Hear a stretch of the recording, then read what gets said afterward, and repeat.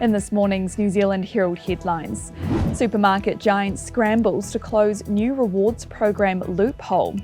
GPs forced to lift their fees as funding fails to keep up with costs. And the Supreme Court hears Donald Trump's ballot case.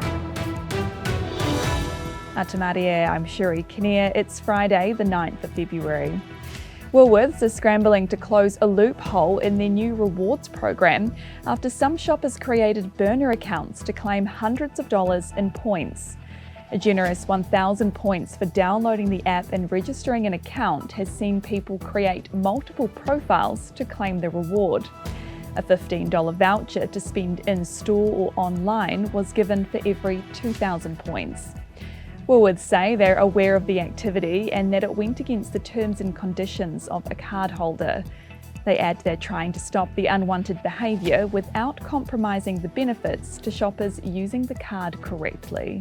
Many GP services are being forced to raise their prices as costs rise.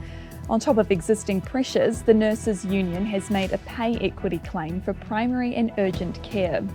GP advocacy groups are for the claim but say a funding boost will be needed to afford it. A report commissioned under the previous government found $137 million extra a year is required to keep up with the current level of need. It also found $600 million a year would be required to address unmet need. The government is reassuring Auckland motorists they'll soon reap the benefits at the pump. The end of the regional fuel tax will come in on June 30th. But Mayor Wayne Brown says it will leave a shortfall in transport funding of $1.2 billion over the next 4 years. He says that could mean pauses for projects like bus upgrades, cycleways, the freight network and ferry charging infrastructure. We want to make the decisions. And if you do take that money away, I'm certainly not going to put it back on rates.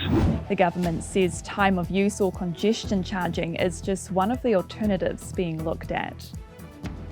Uncertainty continues to plague Mount Ruapehu's future as a skiing destination. Whakapapa Holdings has pulled its bid on the Whakapapa side of the mountain, claiming there's not enough Crown funding. It's unclear how that part of the mountain will operate this winter. It comes as a conditional agreement for Pure Turoa to run the Turoa ski field has been signed. And in world news, the US Supreme Court is wading into uncharted legal waters as it considers if Donald Trump should be kicked off the 2024 ballot.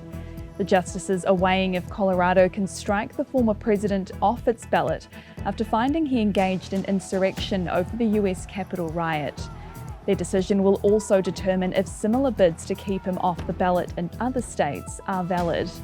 Unless the justices rule against Trump, he looks likely to challenge Democratic President Joe Biden in November.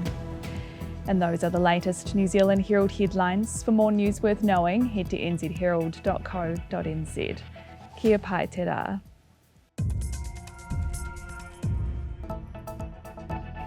Thanks for checking out our YouTube channel. To stay up to date with all the latest news from the New Zealand Herald, click the subscribe button below or check out one of the videos here and head over to nzherald.co.nz for more details on these stories and more.